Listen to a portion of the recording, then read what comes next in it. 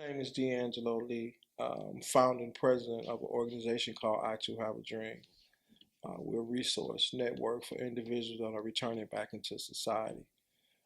Also, co-founder of an organization called the Hope Group, in which we're a support system for individuals that are returning back into the communities. I'm a former Arkansas Department of Correction inmate 132806.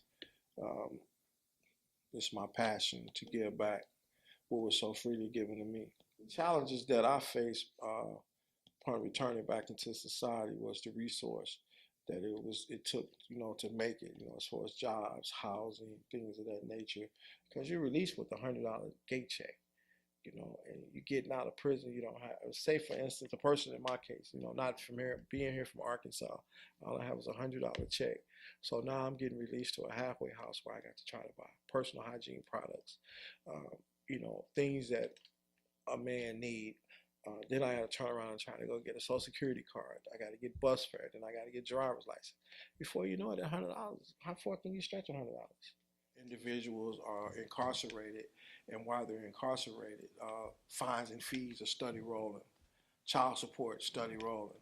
So once they return from prison and back out here in society, now you go in with a $1,200 fine, and you come home, you got a $15,000 fine. Again, you send a man to prison that's uneducated, no job training, no skills, and then he's come back from prison in worse shape than what he was in. Then what do you expect? A man has to eat. What are you gonna tell your child when you come home? He's telling you he's hungry, or your lights are cut off, and you got small children. What are you gonna tell them? You've been out. I work with individuals that have put in 200, 300 applications in 1 month and still can get a job. So what could you tell them?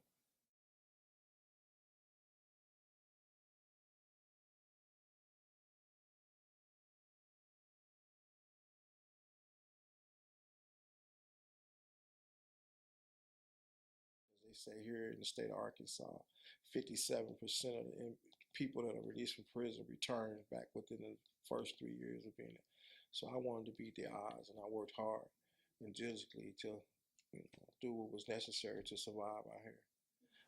Arkansas is real steep on the landlords having, if you've been convicted of a felony, that they can automatically deny you the right to rent to you and things of that nature. So we're also tackling that law as well.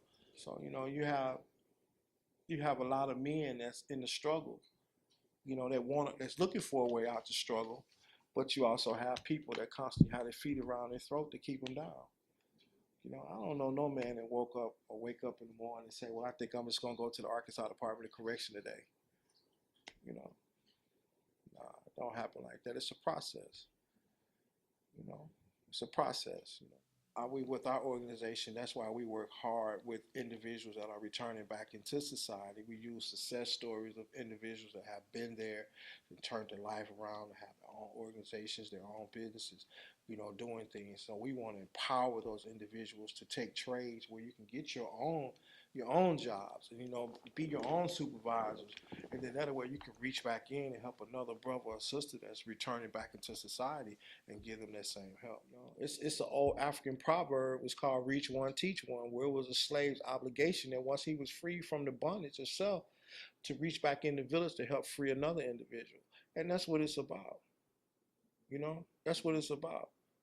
The Almighty God said, in order for a man to keep what he have, he must give it away. So there was a price that I paid for living the life that I live, and I've been blessed to overcome those. Now it's my obligation to reach back in and help another brother out. It's an obligation. It's a duty to me. It's a duty for me. I don't mind working 50 hours a week on my job and then working another 20 hours in the community, 25 hours in the community to help save another brother's life, because it also helps save my life.